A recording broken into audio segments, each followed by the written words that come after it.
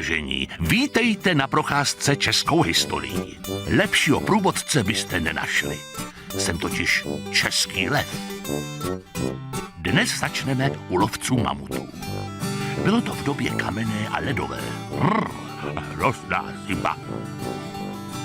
Je to asi 40 000 let, co obyvatelům České kotliny zachutnali mamuti.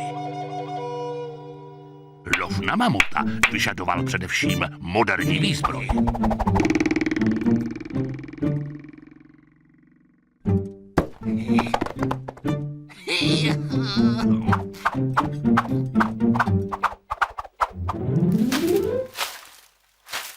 Hostina na obzoru!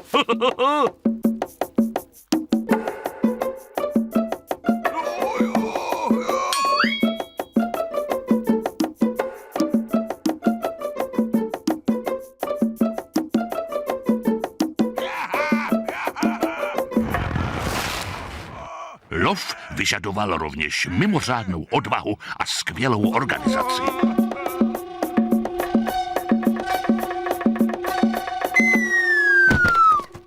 Doprava tučného úlovku vyžadovala nejen sílu, ale i chytrost.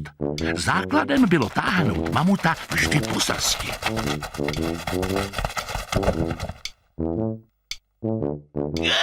Hurá, hurá, hurá, hurá, hurá, hurá. Juhu.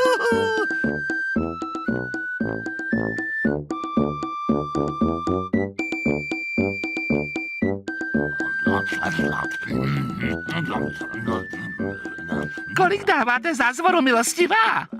Ráda vám vytesám recept, budete-li chtít. Doba ledová byla ideální pro zimní sporty.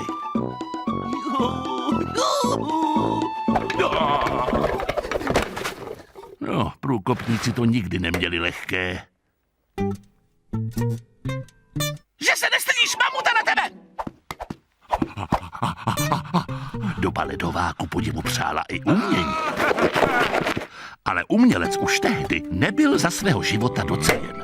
Tenhle si musel počkat 20 000 let.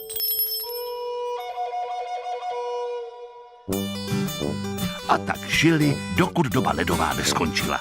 To bylo asi před 14 000 lety. Ach, ty změny klimatu.